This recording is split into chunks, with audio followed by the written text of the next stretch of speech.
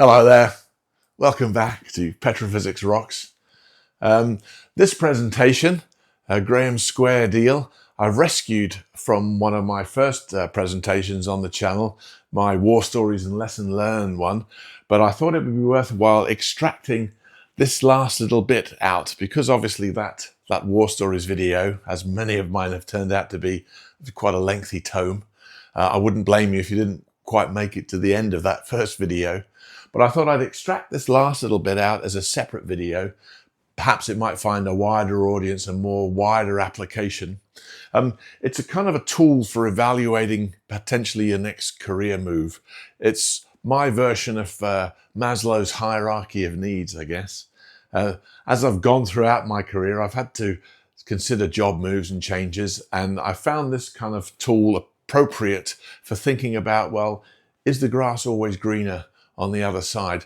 Let's evaluate what you've got in your current job, what makes you tick, what makes you happy, and what might your future role entail. So I've gone through this with one of my worked examples. I'm not trying to say this is the only way of doing it, but it might give you some pause for thought about how to evaluate your next career move. And there is more to the life than just the pay and the rations. That's obviously important, as I mentioned in the presentation, but there are other things around it, and this tool hopefully will maybe allow you to make a less subjective evaluation of your new role. At the end of the day, it still becomes a subjective evaluation, but if you can think of these things in these potential quadrants that I've outlined, then maybe you'll come up with a better, more balanced decision. Okay, so with that in mind, please, if you like this sort of thing, do click like and subscribe. It's mainly rock type petrophysics-y stuff, formation evaluation, how we evaluate the reservoirs under our feet, and very rarely will it be anything more useful to a wider audience, but you never know, you might pick up a gem or two in future. So please do like and subscribe, and put your comments down below if you find this thing sort of useful, or would like to push back and say, no, that's not the way to do it. But it's just a tool, my experience only. I hope it helps you in whatever you are endeavoring to do. Okay, thanks a lot. See you next time. Cheers. Like and subscribe. That would be appreciated. Cheers. What have I learned along the way about what makes a good career? Well, this is my square deal, my version of Maslow's hierarchy of needs. I kind of think that there's kind of like four elements to this. There's the work-life balance. You have to have a good work-life balance. Your family has to be happy. You're able to pursue your life goals, whatever your interests are outside of work, if you have any.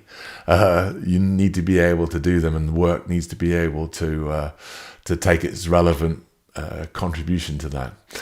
Career development, obviously, everybody wants to have good career development. We all want recognition and respect for the work that we do, and you want to feel like you're making an impact. Compensation, obviously, has to be right. The pay and rations have to be in place. You have to feel like you're being looked at. That's obviously a bit of a given. It's not all about that. So, for example, perhaps people like academics, they may not get paid as well as industry folk, but they max out on the career development, the recognition and respect. They're on a big ego trip or whatever to have that recognition, and that's what motivates them. But overall, we all want to have a good work environment, and I characterize that as good things to work on and good people to work with. And I think that you can survive with any 3 out of 4. If you've got all 4, then you're set. You're having a really good, great career and a great job.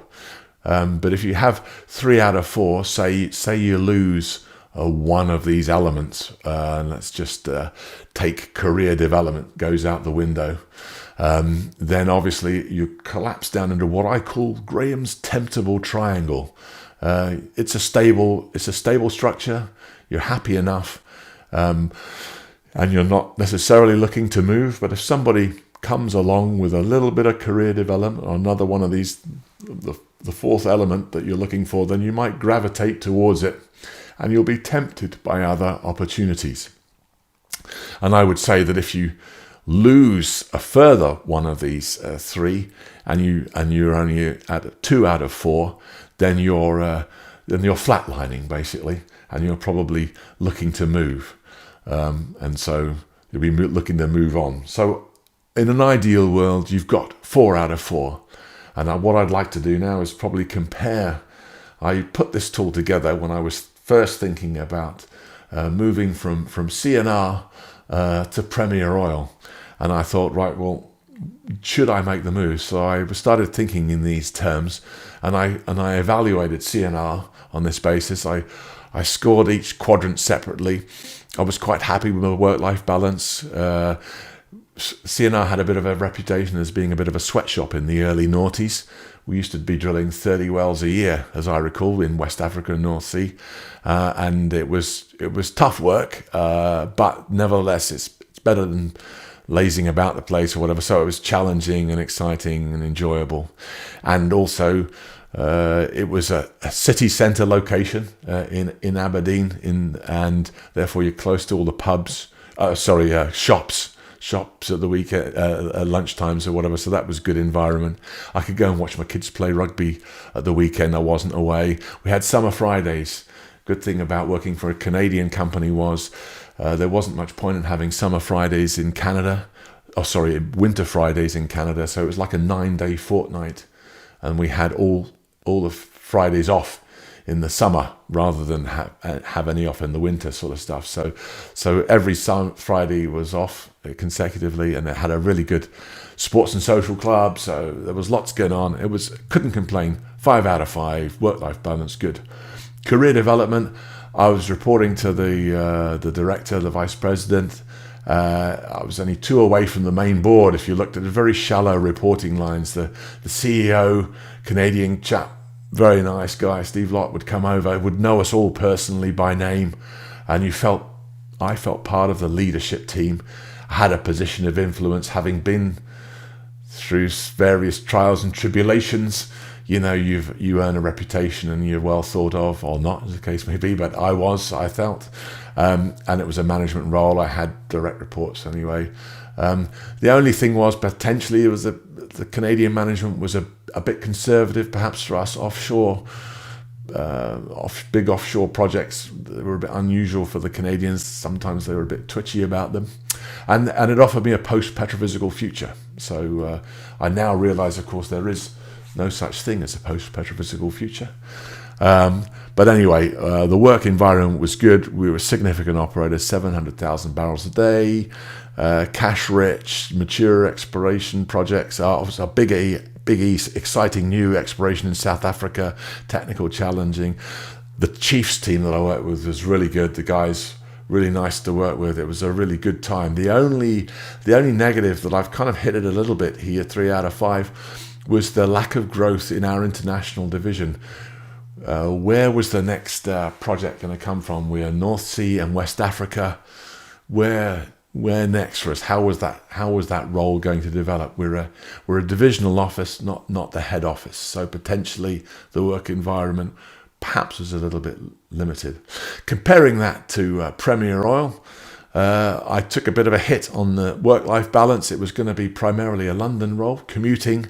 My wife was a bit concerned about the amount of time I'd be spending away in London. As it turned out, when I spent some time away in London, my wife quite enjoyed it, actually quite liked me not being there. So that wasn't a bad thing as in the end, as it turns out. Moving out to West Hill from a city centre location I was a bit worried about that. There's not very many good shops out in West Hill. We had a monthly flex day and blah blah blah, and the work life the career development looked okay. I was reporting to the head of subsurface. Again, I was 2 away from the main board in London. Again, it's a British company, and I kind of naively thought, a Brit working for a British company, that's got to be a good thing, hasn't it? The politics, you're more involved potentially in the politics when you're in that nationality. and so that's not necessarily a good thing. And generally speaking, the Canadians are very nice people to work with and for. So that wasn't maybe such a good thing, a big breaker. I had a global remit here as well, so career development looked good. Work environment, a small operator, only it's about a tenth of the size, 70,000 barrels a day, low historical growth rate. Still had an interesting project. I wanted to work in the Falklands. I looked at that when I was at CNR in the data room. I thought that's a good, interesting project. And they had Indonesia and Vietnam offices. And I used to work my early enterprise days in that part of the world. I thought that would be good to get back to the Far East again. The salary was pretty good. I'm obviously not going to move for anything less than I'm on already, so that was going to be an increase. The share options was I thought would be better because at Premier they were giving you shares, whereas at CNR you had share options, which depended on share price growth. And initially the ones at CNR were fantastic because of the growth in share price through the early noughties was brilliant, but latterly they'd been tailing off. So I compared the two organisations. So what was the results? 16 out of 20 for CNR and 16 out of 20 for Premier. So absolutely no good whatsoever. This exercise was a complete waste of time. No, it wasn't. Even though the numbers kind of stacked up the same, it still helped me go through this process, identify the areas. Grass is not always greener everywhere on the other side. So I used this kind of thing to evaluate the career options in each of the areas, and it helped in my own mind formulate what I thought was going to be most important to me. And I made the move to Premier Oil primarily on the basis of the chance of getting out and work in the Far East again. And having played with most of the toys in the CNR bucket after 10 years there, I felt that I played with all the toys in the CNR bucket, and to get out and play in Vietnam and Indonesia again was worthwhile doing. So I offer this tool up to you guys as a way of thinking about your next career move, thinking about things in those quadrants, and maybe helping you come to more granular decision-making process. But I think overall, in my 40-year career, what do I take away? What do I think is the most important thing? As I say, assuming the money is right and the compensation is okay, you're looked after. To me, the most important thing, and with due respect to my wife, who's probably not going to ever watch this presentation, to me the most important thing was the work environment, the good things to work on and good people to work with. And this is in fact my last team at Harbour Energy. Great bunch of folk, guys and girls. And this is the Petrophysics log. This is the very first subsurface log ever recorded in 1927 in Alsace by Henri Dole, who was Conrad Schlumberger's son-in-law. And so this is the very first wireline log ever recorded, and we're just sort of carrying out a quick look analysis here. So we should have the results any day now. It's taken us 97 years to turn it around, but I'm sure once we come up with the right solution, it'll be worth looking at. So that's what I've taken from my career. Good things to work on, good people to work with. So that's all I have for this presentation. I'd like to thank you for your attention. And if anybody would be interested in a Petrophysics for Geoscientists course, that's a project for me for next year. I'm going to put together a course, 2 or 3 day seminar, teach a bit of log analysis and stuff, and maybe have a chat, share some more war stories down the line if I ever get invited back anywhere. So as I say, thank you very much for your attention, and I'm happy to take any questions in the chat, I guess. Thanks a lot. Cheers.